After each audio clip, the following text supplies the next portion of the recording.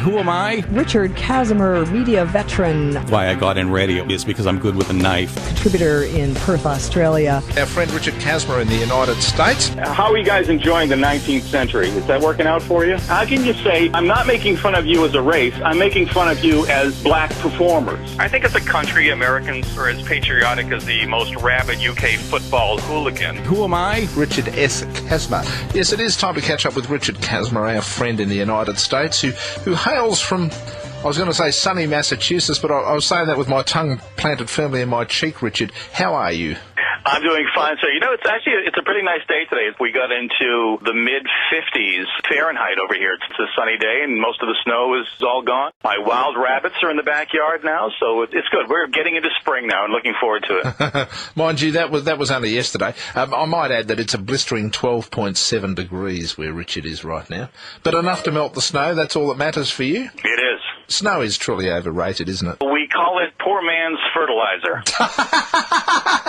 I like that. I must remember that. Hey, something that was interesting and something that's been around, certainly here in West Australia, some proposed laws for offenders who assault and cause bodily harm to police officers, ambulance officers, transit guards, that's railway police in your language, court security officers or prison officers, will face mandatory minimum jail terms. And, of course, this is all part of an election campaign that goes back a couple of years, and that's now come into force. Just to give some of the ideas, the grievous bodily harm, this is the level of injury sustained, would attract a minimum mandatory term for an adult of 12 months. Bodily harm, in circumstances of aggravation, 9 months, and just bodily harm, 6 months. For juveniles, each of those offences are 3 months. Just to get some sort of perspective, and this has certainly caused a reasonable degree of controversy here, because of course the argument is it removes something that is often considered quite valuable, that is judicial discretion. What's the situation in most parts of the United States vis-a-vis people who assault public officers, and what has been the situation? In the research that I have done, I was quite surprised that we don't have more stringent laws protecting police officers,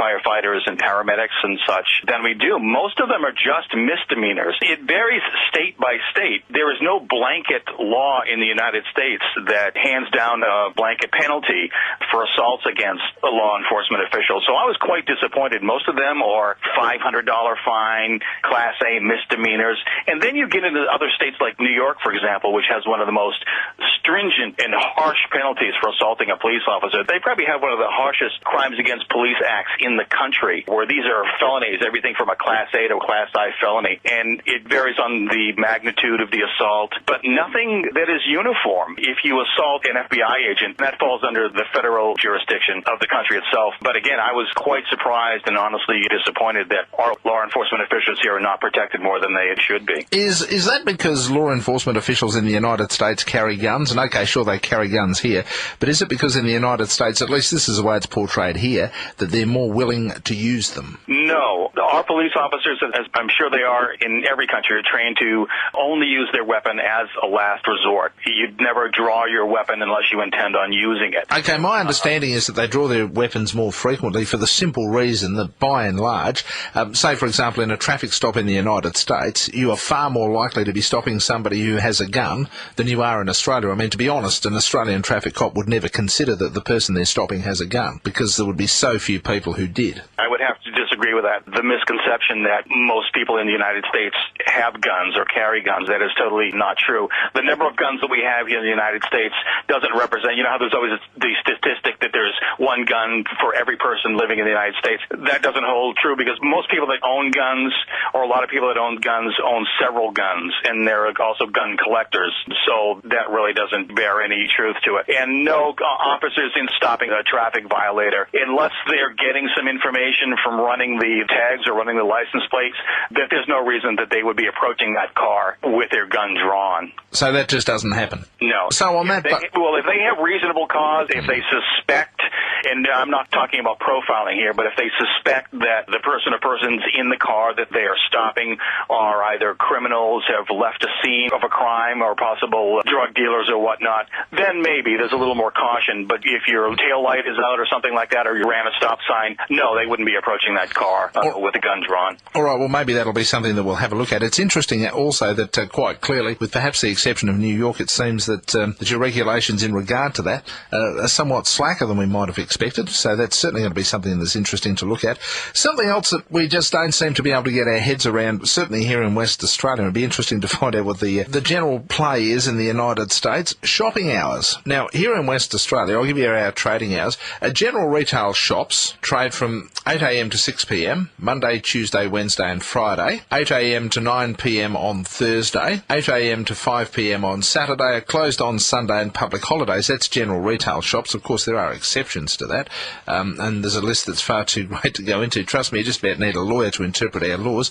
But as a basic rule, that would sound pretty alien to someone like you, wouldn't it? Many years ago, there was what we call blue laws over here, and it goes back to the Puritan days where stores were closed during Sundays, the day of the Sabbath. It referred to things that were kind of morally objectionable, such as liquor sales. So liquor stores couldn't be open on Sunday. If you went to a restaurant or a bar, you couldn't be served liquor before noon in a lot of places. Also, for many years, car dealers could not be open on Sunday because it was the only day of the week where people could go and look at a car without being harassed by a salesman. So that stuff has been gone for many years just because of the economy, just because of everybody's work schedules and lifestyles, that it's all shopping all the time over here. Some states are different. Some state or some local communities can regulate some of the hours, but it just doesn't make economic sense anymore because people need a job, people need to shop. If you're talking about your regular chain supermarkets, that is your national supermarkets there, what sort of hours would they be open on average in the average state at any given time? There are supermarkets over here that are open 24/7. It's all what the market supports. If the store owner can make a profit by having their doors open for as long as they want, they'll do it. The other thing, too, is that in hiring, we're not talking about full-time employees. Rarely in the service industry, particularly in retail, are there full-time employees. There may be one or two managers who actually work full-time. Now, what is considered full-time here is anybody who works 40 hours or more. Now, what the stores do to get away with that by not paying health insurance and whatnot is that all of their employees work anywhere from 20 hours a week to 36 hours a week. Anything that's below 40, all of those employees are considered part-time. So it's not unusual to have people work Monday through Friday and then have a whole different crew come in and work Saturday and Sunday, and they get part-time wages. Aha! And actually, that's interesting because, of course, sometimes it works to the store's benefit not to have people full-time, doesn't it? It really does, and it works out for the employees as well. There are people who only want to work weekends, mothers and fathers that have to take care of their children. They look for a part-time job, retired people who want to stay active, people who use retail jobs as a second and third job, a second and third source of income. So it works out. Does sort of seem to land in the right place at the right time, somewhere along the line. It does, and it's all based on supply and demand. Can you remember, stay open? If I can just interrupt you there, can you remember a time, just quickly recalling it off the top of your head, can you remember a time when anything was regulated? Can you personally actually remember a time? Oh, absolutely. I remember that you could drive down in the center of Boston and stores would be closed. Any of the major cities, they were. But how long ago was that? Probably 30 years ago. So it was a few. In the larger communities, the stores have been open longer than the smaller communities. So, the stores, let's say, for example, in New York City, were open longer hours traditionally than Boston more than Portland, Maine. Yeah, also, now, just moving on to something else for a bit of fun, talk to us about some of the strange foods. I mean, here in Australia, we could offer you things like kangaroo steaks. Of course, we could offer you Vegemite. We could go down the path, if you wanted to, of bush tucker. But what are some of the strange things that are very uniquely American and perhaps arguably the sort of thing that would only appeal to the American palate, a bit like Vegemite does to the Australian palate? Well, the reason I thought of this is that you and I have been talking for many years, and I have such fond memories of when I was in the Perth area.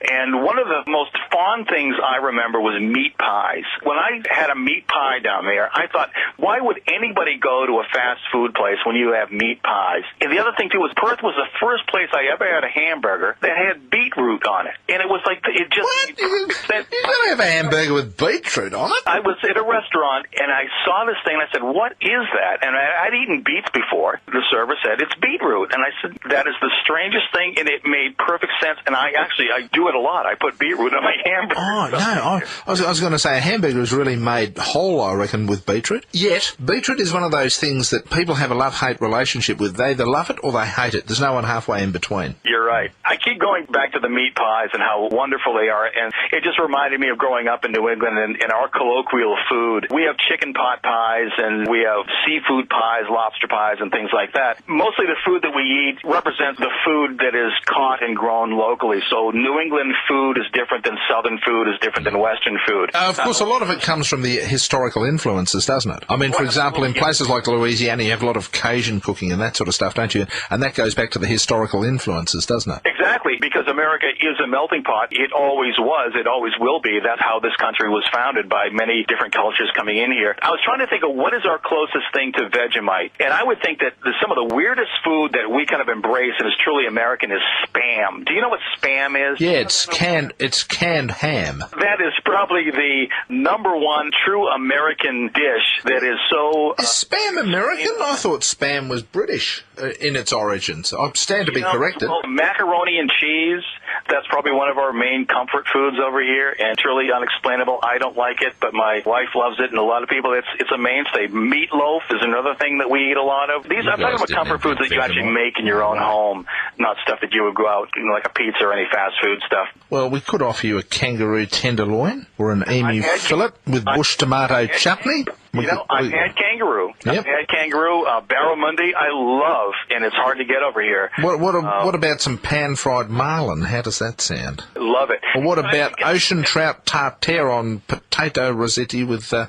little bit of sauce? How about that? Would 8 o'clock be okay? There we are. I thought you'd say I'll bring the wine. Yep. We can also offer you, if you're in the mood for fish, how about a good bit of barramundi? We could give you some mangrove jack. Speaking of things that swim, maybe even crocodile. Would you like a croc burger? I have had croc. I've had alligator.